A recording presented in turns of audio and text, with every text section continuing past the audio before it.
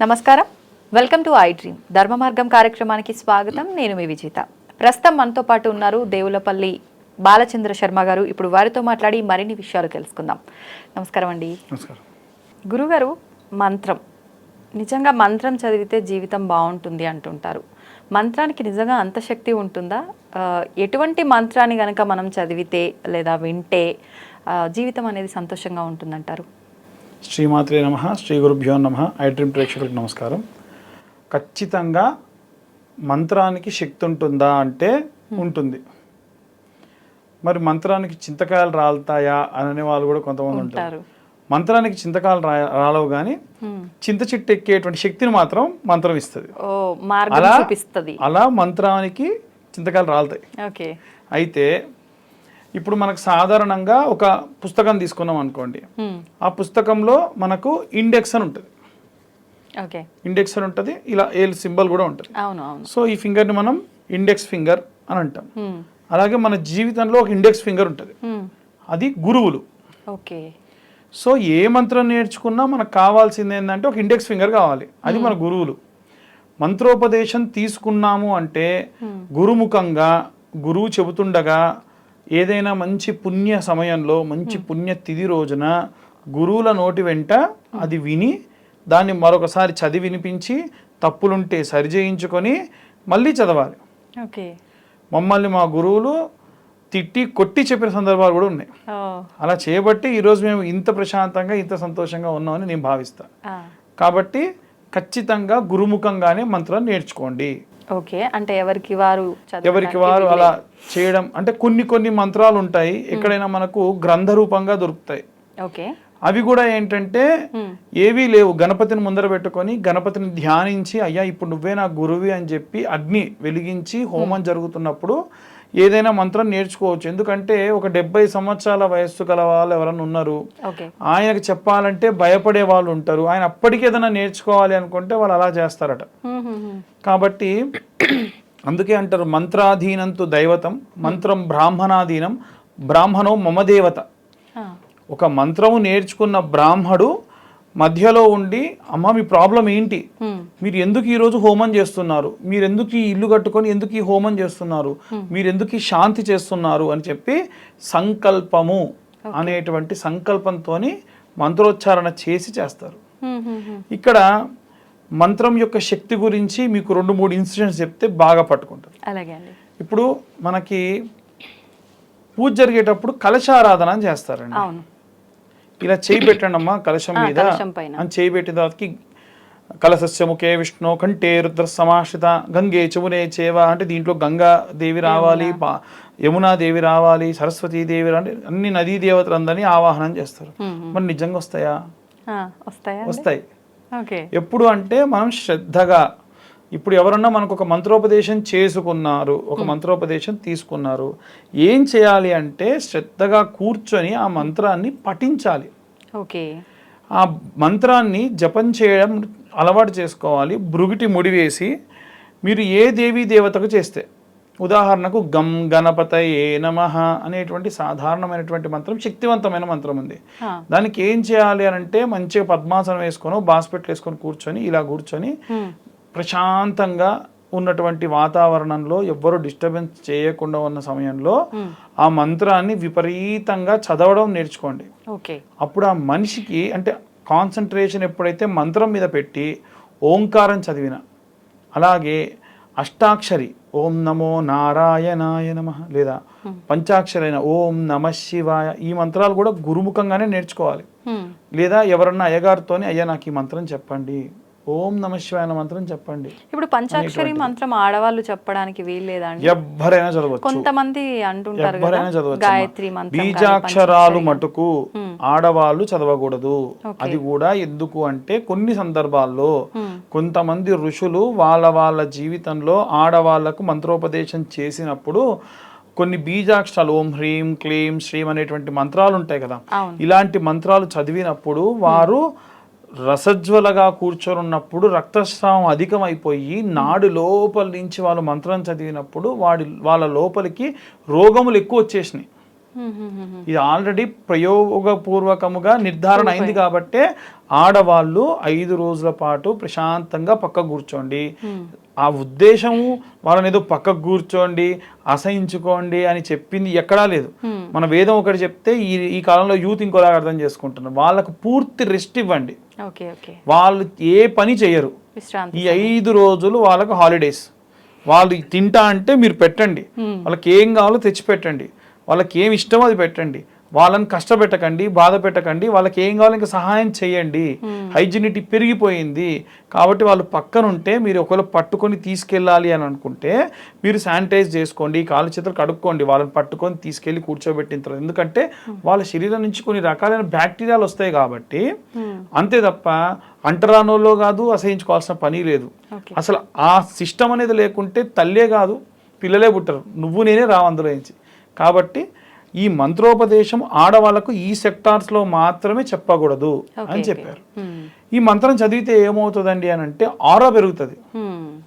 మనకు సాధారణంగా ఒక మనిషిని చూసామనుకోండి, ఒక మంచి గురుత్వ భావము, మంచి స్వభావం వస్తే లేచి నిల్చుంటాం. అవును, నమస్కారం గురువు గారు, నమస్కారం అని చెప్తాం.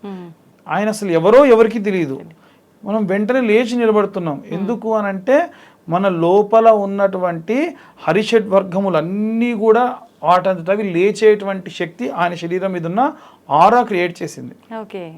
కాబట్టి పెద్ద పెద్ద సెలబ్రిటీస్ అంతెందుకండి, మొన్న పవన్ కళ్యాణ్ గారు ఆయన విపరీతమైన వారాహి అమ్మవారికి సంబంధించిన ఉపాసన చేసేవాళ్ళు.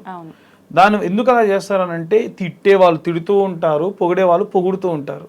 ఆయన శరీరం మీద ఉన్నటువంటి ఆరా కానీ ఆయన శరీరం మీద ఉన్నటువంటి ఆ అమ్మవారి శక్తి అనేటువంటిది కోల్పోకుండా ఉండాలంటే జపం చేయాలి. కాబట్టి మంచి గురువుల్ని చూసుకొని మంత్రోపదేశం తీసుకొని జపం చేయడం ప్రారంభించారు. మనం ఇలాంటివి అలవాటు చేసుకోవాలి. వాళ్ళ సినిమాలు వచ్చినప్పుడు పాలాభిషేకాలు చేయడం కంటే మనం ఏం చేయాలి, వాళ్ళు ఏం చేశారు, వాళ్ళు ప్యాంట్ మీద ప్యాంట్ వేస్తే వేసుకోవాల్సిన అవసరం లేదు. వాళ్ళు అమ్మవారిని ఆరాధించారు, మీరు అమ్మవారిని ఆరాధించండి. వారు అన్నదానాలు చేస్తున్నారు, ఏదైనా ఈ మధ్యకాలంలో వరదలు వస్తే కోట్ల డబ్బులు దానం చేస్తున్నారు. కాబట్టి వాళ్ళు ప్రకృతిలో ఉన్న ప్రతిదీ దేవీ దేవతలుగా భావించి పూజను ఈ విధంగా చేస్తున్నారు. మనము అలా చేయాలి, మంత్రోపదేశం ఇలా చేసుకోవాలి. చిన్న కథ చెప్తే మీకు అర్థం అవుతుంది. మంత్రోపదేశాన్ని మనల్ని భిన్నం చేసే వాళ్ళు కూడా సిద్ధంగా ఉంటారు అనమాట.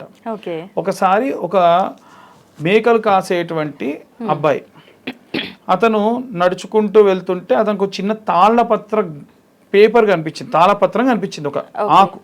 దానిపైన ఒక మంత్రం అనేటువంటిది ఉంది. ఆ మంత్రము 80% 85% ఉంది, ఆఖరి భాగము కట్ అయిపోయింది. కాబట్టి ఇప్పుడు ఏం చేయాలి, ఆయన ఏం చేశారు, సరే అని చెప్పేసి ఆ మంత్రాన్ని అయితే చదివాడు. అఘోరేభ్యో తఘోరేభ్యో ఘోర ఘోరతరేభ్యః అంతవరకే ఉంది, తర్వాత లేదు. తర్వాతకి ఏముంటుందంటే సర్వేభ్యో సర్వసర్వేభ్యో శ్రీ మహార్ధరూపేభ్యో నమః. ఈయన మాత్రం అఘోరేభ్యో తఘోరేభ్యో ఘోర ఘోరతరేభ్యః సర్వేభ్యో అంతవరకు ఉంది, ఆపేశాడు. ఇదే మంత్రాన్ని చదువుతానే ఉన్నాడు. ఇతని గొర్రెలు పోయినాయి. ఆ గొర్రెలు పోయిన ఇంట్లో వాళ్ళు వచ్చి తిడుతున్నారు, అరే ఏమిట్రా రావా అని అడుగుతున్నారు. ఆకలి లేదు, దప్పులు లేదు, పగలు లేదు, రాత్రి లేదు. కొన్ని రోజులు కొన్ని పూటలు గడిచిపోయినాయి, కొన్ని నెలలు గడిచిపోయినాయి. అతనికి విపరీతంగా గడ్డం పెరిగింది, విపరీతమైనటువంటివన్నీ జరిగినాయి. ఆయన కళ్ళు తెరిచే సమయానికి ఒక ఇన్సిడెంట్ జరిగింది. ఒక పాము వచ్చి ఒక పిల్లవాడిని కాటేసి గిలగిలా కొట్టుకుంటుంటే వాళ్ళ తల్లిదండ్రులు వచ్చి ఏడుస్తుంటే ఇతను వచ్చి ఏ పాము అయితే వచ్చి కరిచిందో అదొచ్చి ఆ విషాన్ని తీయుగాక అని మంత్రం చెప్పాడు. ఆ పాము వచ్చింది, ఆ మంత్రంతో ఆ మంత్రం వినగానే వచ్చి ఆ విషయాన్ని అది మళ్ళీ తీసేసుకుని వెళ్ళిపోయిందంట. ఇప్పుడు అర్థం ఏంటంటే ఆ మంత్రానికి మొత్తం ఈయన చదివిన దానికి అర్థం ఏంటి, చదవకుండా స్వామివారిని స్మరించడం. ఆయన అఘోర రూపిగా ఉంటాడు. అఘోరేభ్యో తఘోరేభ్యో ఘోర ఘోరతరేభ్యః సర్వేభ్యో సర్వసర్వేభ్యో సర్వము వ్యాపించి ఉంటాడు. ఆయన రావాలనుకుంటే ఎలా అయినా వస్తాడు. రుద్రంలో కూడా ఉంటది, నేను ఈ రూపంలో ఆ రూపంలో అని కాదు, నేను చోరుడి రూపంలో కూడా వస్తాను. అదే విష్ణు సహస్రనామాల్లో కూడా ఉంటది, ఇందుకలడు అందు లేదని సందేహం వలదు చక్రి ఎందెందు వెతికిన అందందే ఉండదు. అదే అక్కడ ఉంది, ఏమీ లేదు. కానీ ఇతను చేసినటువంటి ఆ జప శక్తి ఏదైతే ఉందో అతని వాక్కుకి అంత శక్తి ఇచ్చింది. అయిపోయింది. ఇతనికి అందరూ చిన్న ఇక ఏమవుతుందండి, మిరాకిల్స్ జరిగితే గుడిసెలు కట్టేశారు, డేరాలు కట్టేశారు, ఆశ్రమాలు పెట్టేశారు, జనాలంతా వస్తున్నారు. అంతకు మునుపు ఈ పిల్లవాడు కూర్చున్నప్పుడు ఒక జపం చేసుకునేటువంటి ఋషి చూసి వెళ్ళాడు. ఆ, తీరా వస్తే ఇతనికి అన్ని పెద్ద పెద్ద గుడారాలు కట్టేసి పెద్ద పెద్ద ధ్యానాలు చేస్తున్నాడు. బాబాజీ. వచ్చినోడు పాపం నిస్వార్థంగా సేవ చేస్తున్నాడు పాపం ఇతను. ఓకే. అరే ఇది వీడేంటి ఇంత ఇదైపోయాడు, వీడు గొర్రెలు కాసుకునేవాడు కదా అని చెప్పి ఈ ముని వెళ్ళిపోయాడు అనమాట. దగ్గరికి వెళ్ళి, ఏమిట్రా నువ్వు ఏం చేసావు అసలు, నీకు ఎలా వచ్చింది ఇది, నాకు తెలుసు నువ్వు గురువు గారు అవునండి, నాకు ఈ మంత్రం దొరికిందండి అని చూపించాడు. చూపిస్తే ఏంటి ఈ మంత్రం చదివితే నీకు ఇది శక్తి వచ్చిందా అన్నాడు. అంటే అవును గురువు గారు. ఓయే ఈ మంత్రం సగమేరా, ఈ సగం మంత్రం వల్ల నీకేమి రాదు అసలు, అసలు నీకెలా వస్తుంది, అసలు మంత్రం మొత్తం ఏంటంటే అఘోరేభ్యో తఘోరేభ్యో ఘోర ఘోరతరేభ్య సర్వేభ్యో సర్వేభ్యో శ్రీ మహారుద్ర రూపేభ్యో నమః, ఇది పూర్తి మంత్రం. అక్కడ పడి వెళ్ళిపోయాడు. ఇతను వెంటనే అర్థం కాల, అరే అంటే నేను ఇంతకాలము సగం మంత్రం ఒక అర్ధ భాగంతోనే వచ్చింది తప్ప నాకు పూర్తిగా రాలేదు, అంటే నాకు ఏ శక్తులు లేవన్నమాట అనుకున్నాడు. అయిపోయిన తర్వాతకి ఇంకెవరో వచ్చారు, ఇంకెవరో అడిగారు, ఇక అప్పటి నుంచి ఏం చదివినా పని చేయట్లా. అంతే, జనాలు అందరు పోయారు, గుడారాలు పోయినాయి, అన్ని పోయినాయి, శక్తులు పోయినాయి, ఏం లేదు. ఎందుకు ఇలా జరిగిందని చెప్పేసి ఊర్లు వాడలు అన్నీ తిరుగుతూ కాశీ దాకా వెళ్ళాడట. ఓకే. వెళ్ళినప్పుడు ఏమిటి నాయన ఎలా ఉన్నావు అంటే, గురువుగారు నా లైఫ్లో ఇట్లా జరిగిందండి అని అంటే, అప్పుడు ఆయన చెప్పాడు, ఎందుకురా వాడెవడో వచ్చి నువ్వు చెయ్యలేదు అంటే నీ శక్తిని నువ్వు కోల్పోయినట్టుగా నువ్వే భావన చేసావు, నీకేదో శక్తి వచ్చినట్టుగా నువ్వే అనుకున్నావు, నీ శక్తి ఏదో పోయిందని కూడా నువ్వే అనుకున్నావు. అందుకని ఏ మంత్రం నేర్చుకోవాలన్నా గురుముఖంగా నేర్చుకోవాలన్నా ఆయన కంగారు పడకు, ఇప్పుడు నీకు ఆ మొత్తం మంత్రం వచ్చుగా మళ్ళీ నువ్వు జపం చేయి అని అంటే, మీరే అన్నారుగా గురుముఖంగా అని మళ్ళొకసారి చెప్పండి గురువుగారు అంటే, అప్పుడు మళ్ళీ ఆయన చెబితే మళ్ళీ ఆ మంత్రాన్ని మళ్ళీ స్మరణ చేశాడు అనమాట. మళ్ళీ పూర్వపు వైభవం కంటే ఎక్కువ శక్తి వచ్చింది. అప్పటి నుంచి ఎవరికైనా ఏం చెప్తాడంటే ఆయన, నువ్వేదైనా మంత్రం నేర్చుకుంటే ఎవ్వడికి చెప్పకు, నువ్వు ఏ మంత్రం నేర్చుకున్నావు, ఏ మంత్రం వల్ల నీకు శక్తి వచ్చింది అని చెప్పి ఎవరికి చెప్పకు. అలా చెప్పకూడదు.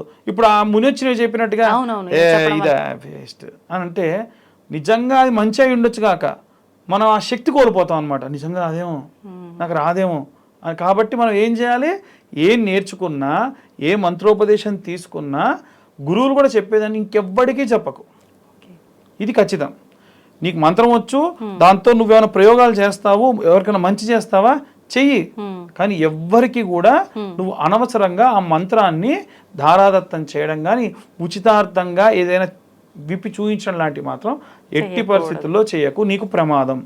కాబట్టి ఎవరు మంత్రోపదేశం నేర్చుకున్నా, మీకు మంత్రం చదివిన తర్వాత ప్రశాంతంగా ఉందన్నా, మళ్ళీ ఎక్కడికి నిలిపి గురువుగారు నేను పలానా మంత్రం చదివానండి, పలానా అమ్మవారి గాయత్రి అండి, పలానా బీజాక్షరం చదివానండి, దానివల్ల మరి అంటే వాళ్ళు ఏదో అంటారు, మళ్ళీ మీరు ఆ శక్తి అంతా కోల్పోయినట్టుగా భావన చెందుతారు. కాబట్టి ఎట్టి పరిస్థితుల్లో ఆ మంత్రం నేర్చుకున్న సంగతి ఎవరికి చెప్పే పని లేదు.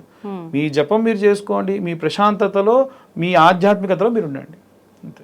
నిజంగా మీరు చెప్పినట్టు స్టోరీ విన్న తర్వాత మంచి క్లారిటీ వచ్చిందండి. థ్యాంక్ యూ అండి, చక్కగా వివరించారు. ధన్యవాదాలు.